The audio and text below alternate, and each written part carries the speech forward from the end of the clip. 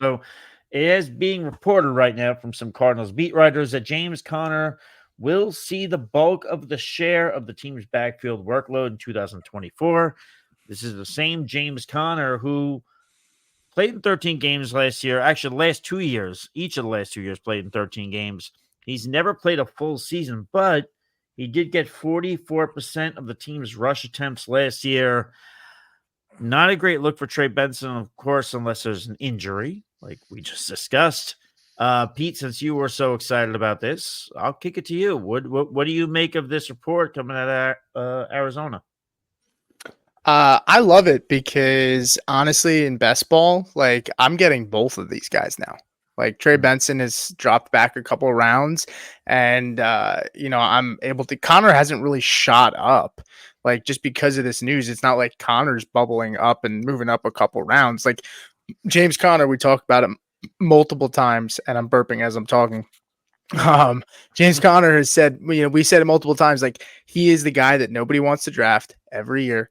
And he just falls into the end zone every single year. He just scores touchdowns. I mean, he finished the year strong last year, right? I mean, he finished inside the top 5 for running backs in terms of just in PPR.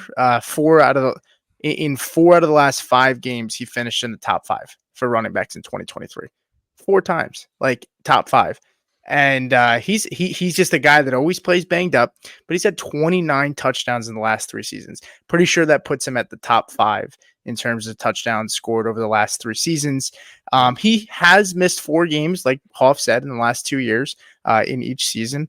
But I don't know. He had the highest yards per carry of his career in 2024 behind a really bad offense who seemed, one-dimensional. I mean, he had Also pretty didn't bad have Kyler Murray quarterbacks for a bit.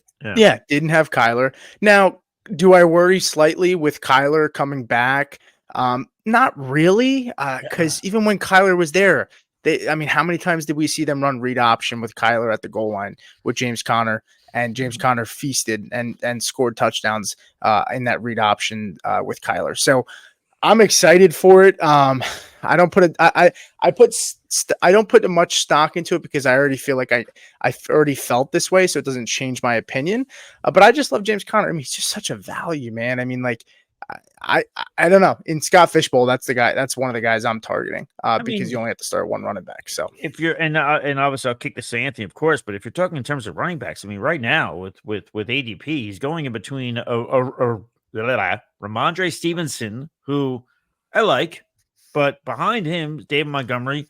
Yes, I know David Montgomery will eat into some of Gibbs' work, but I mean, if you want to give me a back that I could trust to have the bulk of the team's workload, I mean, after Ramondre, I'm taking James Conner before I'm taking David Montgomery. That's for damn sure. And I am just curious about this as I kick it to Anthony. Caleb over on Facebook is saying, I feel like his workload is going to shrink significantly.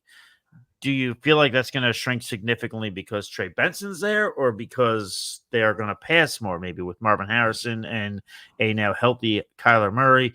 Out of Rhythm Fantasy Sports, James Conner is a bum. Toss him to the Wolves. Give me Harris, LOL. Conner seems logical to lead the backfield. For how long, though, before he's overran? I respectfully disagree, Out of Rhythm. I like James Conner this year. I think next year we can have that conversation about how much he's going to get.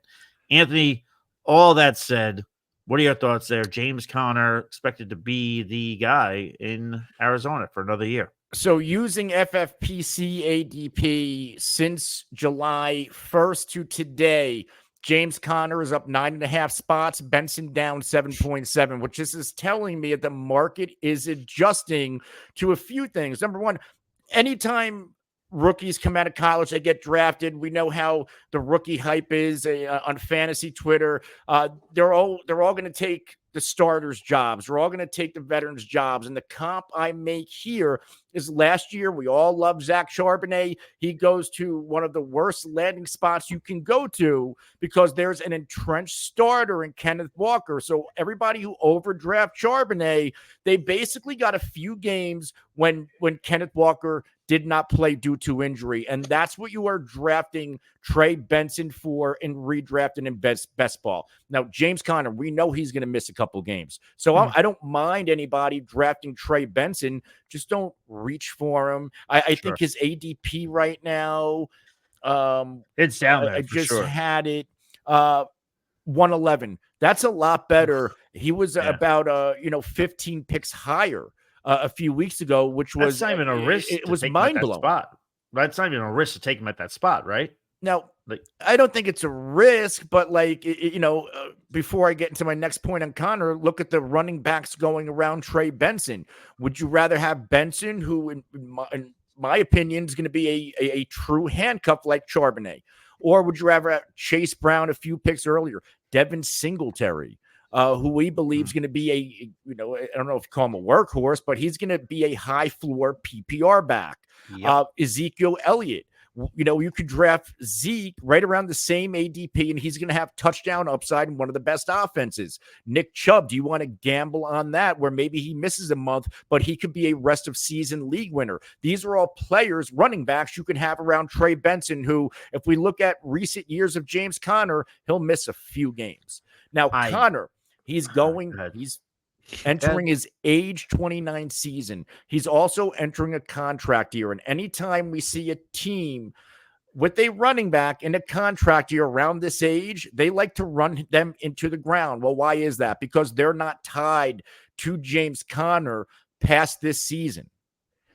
James Conner is also coming off of his most efficient rushing year of his career, 5 yards per carry.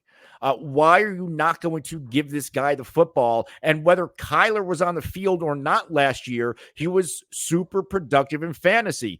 These are all signs telling me that James Conner is probably one of the best value running backs that you can draft right now. He was a running back 13 of fantasy points per game, and the PPR running back 18 while missing 13 games. I don't understand why he is not going higher in fantasy drafts. Go back to 2022 in 13 games. He was the running back 9. 2021, running back 7. All this guy does when he's on the football field is produce, yet people want to push him out the door for Trey Benson. I don't get it, and I think it's a mistake. Well, that is the way of the fantasy football world. A young running back comes in. We must kick the other running back out.